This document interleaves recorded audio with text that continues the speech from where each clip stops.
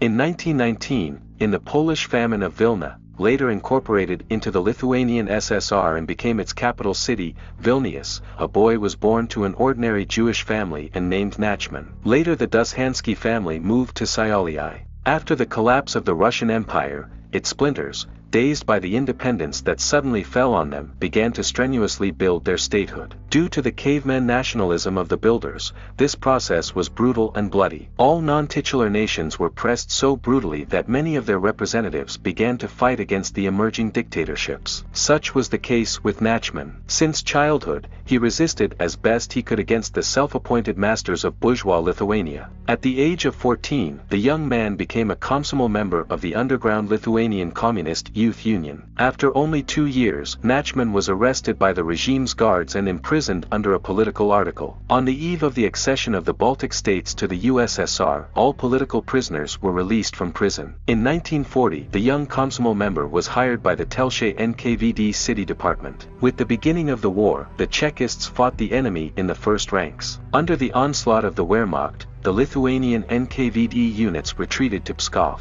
On the captured territory, the nationalists, who came out of the underground, spontaneously and on the orders of the Hitlerites unleashed a bloody terror against all those who disagreed. Of the entire Dushansky family, only Nachman's brother miraculously survived. Now for the young Lithuanian, revenge against the nationalists was the meaning of life. In 1943, Dushansky was transferred to reconnaissance. A year later he was part of the NKVD liberating Vilnius and Kaunas from the Nazis. However, the departing Nazis generously scattered Dragon's teeth behind them. In the cities, villages and forests of Lithuania the fighters against the Soviets prepared and armed by them lurked. In the Kaunas department of the NKVD from the middle of 1944, Nachman began to identify and uproot the nationalist underdogs. Using captured Abwehr documents, Gestapo archives and operational data, he managed to identify 9,000 traitors who were destroying their people on the order of the Nazis. Most of the so-called Forest brothers were subsequently arrested and convicted, and the most intransigent destroyed. Nachman Dushansky even managed to detain the direct killers of his family and the entire gang,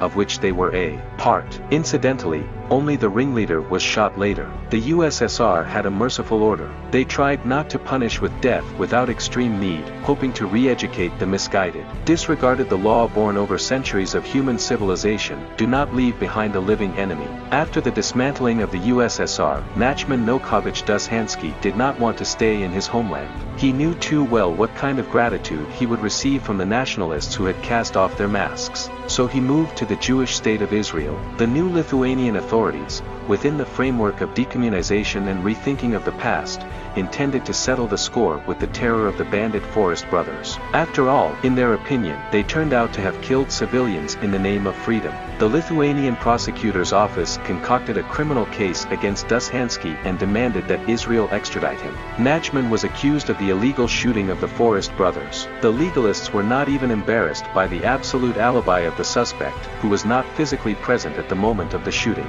The request of the descendants of Jewish, and not just, murderers went unanswered. The nationalists from the small but very proud country did not have the guts or the possibilities to steal the famous wolfhound of the NKVD for the political process. They tried to speak out in their newspapers and in international forums but were ignored. Nachman Nokovich Dushansky died peacefully in his home, surrounded by his relatives, ignoring the cries of the Lithuanian nationalists.